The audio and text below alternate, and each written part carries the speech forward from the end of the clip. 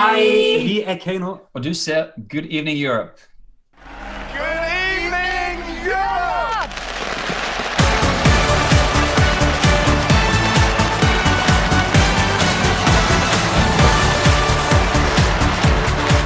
I de her tider, hvor vi jo desværre ikke kan komme til så mange andre lande, så er det dejligt, at vi har fået virtuelt besøg her, så jeg kan jo nærmest sige Good Evening Oslo. Good evening, Copenhagen! I skal simpelthen deltage i den norske Melodi Grand Prix her igen den 20. februar med sangen Monument. Den udkommer på fredag, og hvad er det for en sang? Monument, det er en sang vi skrev på en hytte langs sørkysten i Norge, når vi møttes første gang etter lockdown i 2020. Det var rett etter at jeg hadde flyttet fra København tilbake til Norge. Ja. Og så satt vi en kveld, og du hadde laget god middag, som du alltid pleier å gjøre, og Fred sto der med rødvinsglasset sitt, og var i det filosofiske hjørnet, og stilte spørsmålet, hva står igjen etter et endt liv? Og det fikk oss litt å tenke på hvilke opplevelser man har hatt i løpet av livet, og hvilke personer som har vært med på å påvirke det. Så Monument, det er en slags hyllest til de hverdagsheltene som ikke får veier oppkalt etter seg eller monumenter reist etter seg. Så det er en monumental låt med et stort lydbilde, det er strykere, det er liveband, og det er rett og slett en reise. Fantastisk bra introduksjon. Den må vi huske, for den var jo sa alt på veldig kort tid. Ja, I må skrive det ned, så I kan huske. Ja. Jeg så, at I havde sagt, at I ville kun vende tilbage til Melodi Grand Prix, hvis I havde den helt rigtige sang. Hvordan vidste I, at Monument lige var præcis var den rigtige sang? Det er noe med, når man har skrevet en låt, så føler man at det er noe spesielt. Og det er sånn ofte, altså jeg har jo skrevet mange tusen låter siden jeg var liten, og jeg får ofte en sånn følelse at etter man har skrevet en låt, så får jeg at dette var en god låt. Men når det går noen dager og noen uker, og så føler jeg at det er fremdeles noe veldig sterkt med den låta. Og sånn var det egentlig med Monument, tror jeg, for alle. Og så begynte vi å produsere den sangen og en del andre sanger. Og så var det hele tiden, når vi da hadde bestemt oss, nei, vi vil tilbake i Melodi Grand Prix, vi vil tilbake i Eurovision, vi vil vinne Eurovision for Norge. Så var det sånn at det var vel egentlig ganske klart at vi følte Monument var den sangen som hadde mest kvaliteter, som kanskje ville fungere både for publikum og for juryen. Og er det så en ny side af Kaino, eller er det Kaino, som vi også kender det fra Spirit in the Sky og de andre sange, I har lavet? Jeg vil jo si at det er et skritt videre fra det Kaino. Vi har jo utviklet oss som band, vi har utviklet oss som låtskrivere, og jeg synes bare at hele helheten i sangen er veldig bra. Selv om vi kommer fra forskjellige bakgrunner og har forskjellige musikksmaker, så klarer vi å flette det sammen til at det blir en helhet til slutt. Og jeg vil jo si at vi er veldig stolte over å kunne vise denne låta for første gang på lørdag. Det er litt sånn, hvis Spirit in the Sky, det var jo, viste Kainos barndom, så er vi nok i alle fall blitt kjønnsmodne med Monument. At den er kanskje litt mørkere, den er litt dypere, har flere lag.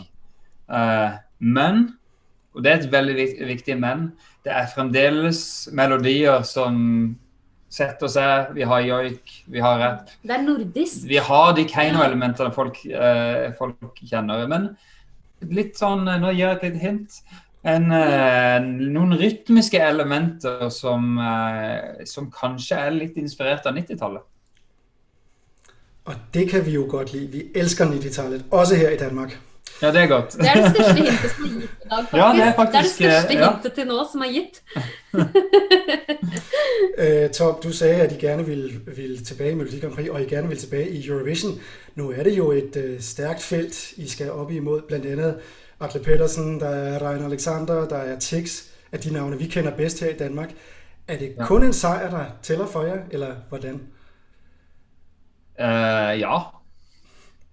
Men selv, altså, vi er ikke med i Melodi Grand Prix for å være med, for det at vi har jo gjort det før, men vi gjør, som du sier, det er noen fantastiske store artister som er veldig flinke formidlere, det er gode låtskrivere, og så gambler vi. For vi har en sang som ikke nødvendigvis er like instant som Spirit in the Sky.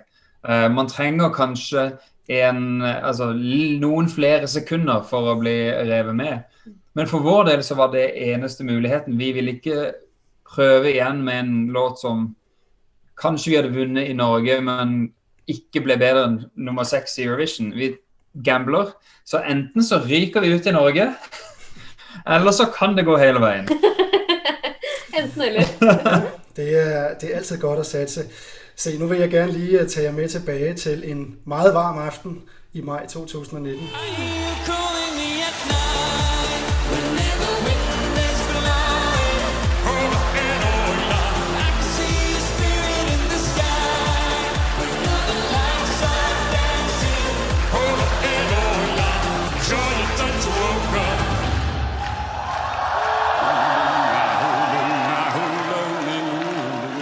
Jeg tænker, at den sang har I sunget rigtig mange gange.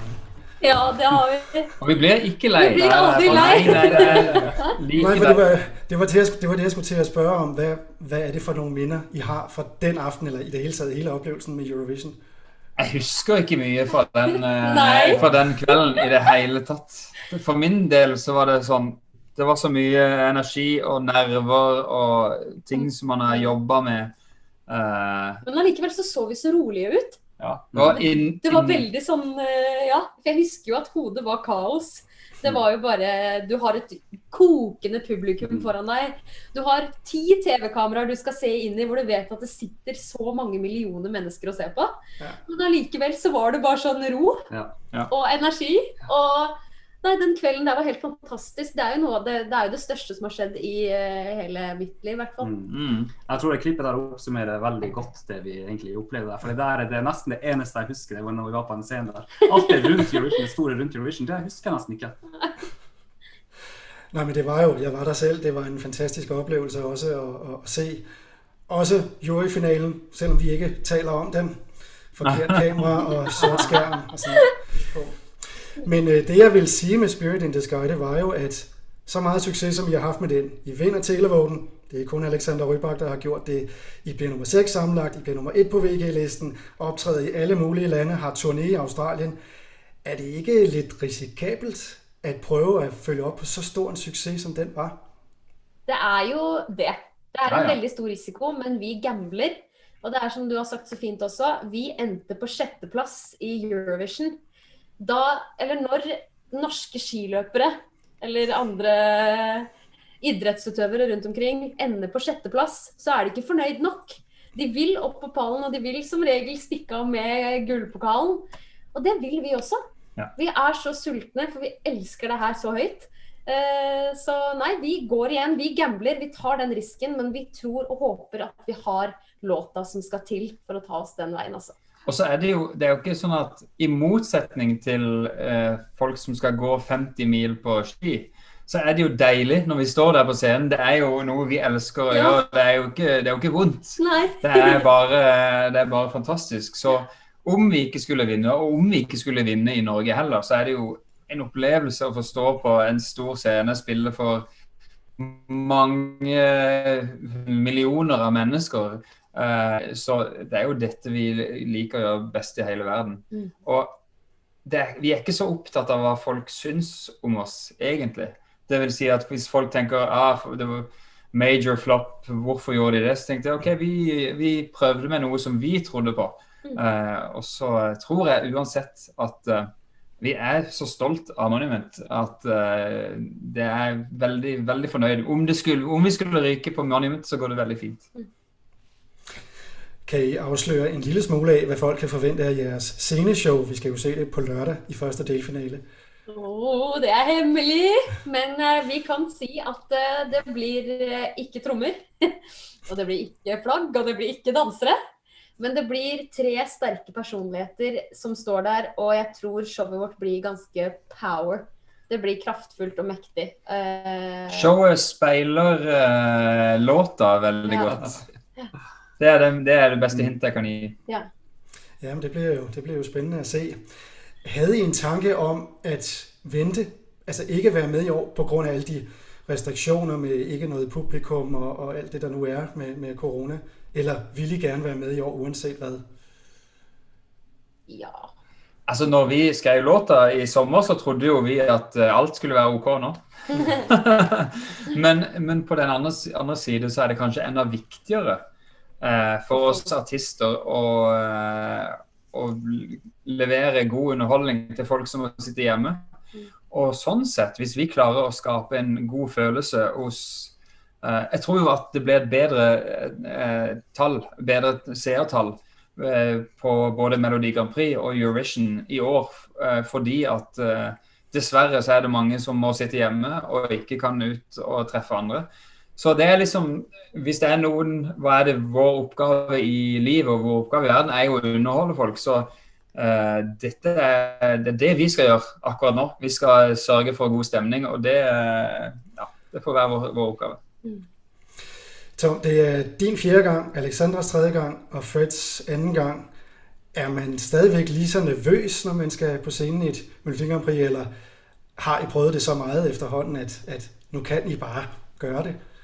Ja, vi er som regel nervøse, selv om det er bare 20 personer, eller om det er 1000 personer sen, så er vi nervøse, for vi vet at det er bestandig noen der som ikke har sett oss spille før. Så vi prøver å tenke på det, at det er de vi vil overbevise, det er de vi vil spille for. Og så er det en sånn spenning, fordi det er jo det her vi lever og ånder av. Vi elsker det jo, så gjør at man har lyst til å komme seg ut der og dele den musikalske gleden med de som hører på, da. Så jeg er alltid spent, ja, og jeg tror at den dagen jeg slutter å være spent før jeg går på scenen, da skal jeg slutte med musikk. Men akkurat nå så er det en sånn spenning som er der hele tiden. Jeg tænker, hvis vi skal grave lidt tilbage i den norske Grand Prix-historie, har I så en speciel sang eller et specielt moment, som er særligt for hver af jer? Og jeg er jo så ung da, men jeg tror for meg så var det Margaret Berger. Hun var den første dama jeg så på scenen som var virkelig fierce. Som jeg bare, sånn har jeg lyst til å bli. Jeg har lyst til å være henne. Så det var liksom det for meg da. For min del så var det, altså det var, husk det første minnet med Melodi Grand Prix var Bobbysocks når de vant internasjonalt. Jeg var såpass liten at jeg ikke at jeg sovnet før avstemningen, men jeg husker den skuffelsen når mamma kom og sa til meg på morgenen etterpå at Norge vant, og jeg ikke hadde klart å holde meg våken.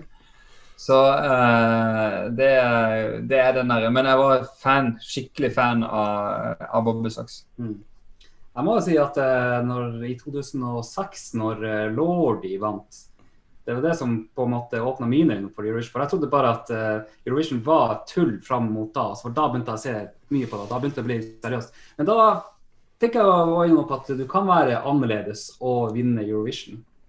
Så det var kanskje det litt vi også spiller litt på.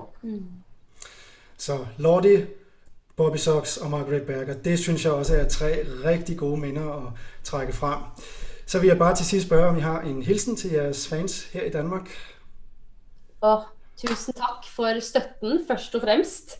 Og ja, at dere hører på musikken vår. Og så håper jeg at når dere ser oss på scenen i Melodi Grand Prix, at dere står hjemme i stua og danser og synger med.